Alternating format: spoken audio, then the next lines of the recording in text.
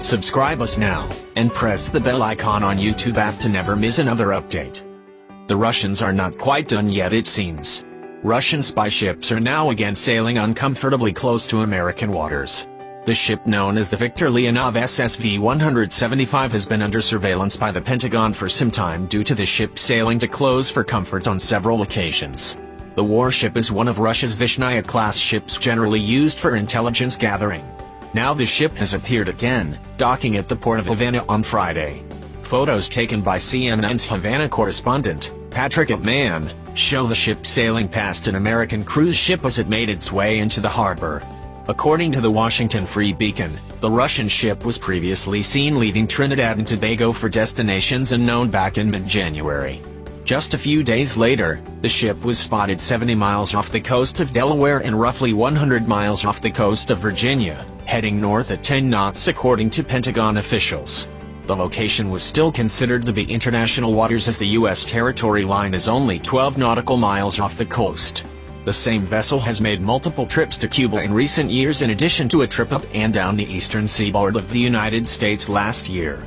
The last time U.S. military satellites identified a Russian spy ship in close proximity to American shores was in September 2015. This was shortly after 5 Chinese naval ships were spotted in the Bering Sea.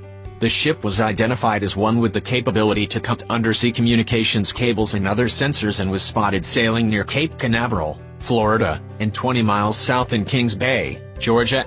Kings Bay is home to the U.S. Navy's East Coast ballistic missile submarine fleet. It goes without saying that this ship and its proximity to American waters put the U.S. Navy and the Pentagon on high alert. The Miami Herald revealed the ship had been spotted recently near locations where U.S. naval installations operate, speaking of an incident in February 2017, where the ship was seen only 30 miles off the coast of Connecticut. According to Pentagon officials, these trips have become commonplace in recent years.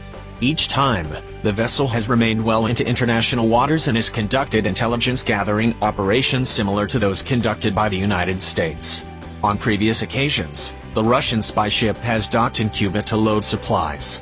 In January 2015, it arrived unannounced the day before the arrival of a U.S. delegation led by Roberta Jacobson, then the Assistant Secretary of State for the Western Hemisphere, who was in charge of negotiations for the reopening of the U.S. Embassy in Havana.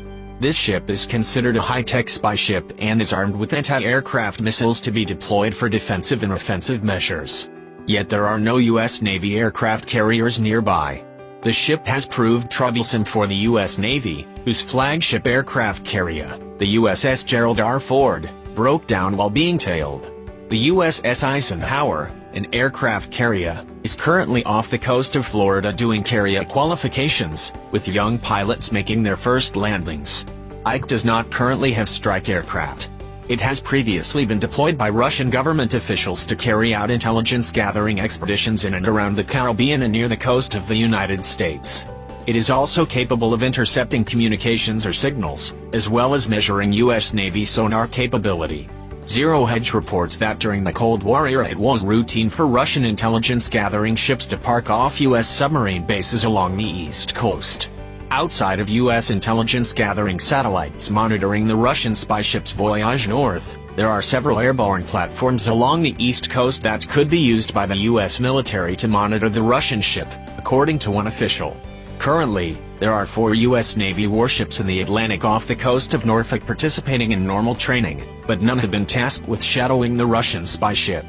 Pentagon spokesman Captain Jeff Davis said in 2017 there's been a lot made of this Russian ship, the Viktor Leonov, reported to be off the east coast of the U.S. It's not something we've seen where they've entered U.S. territorial waters, and as such it's lawful and very similar to operations we do in places around the world.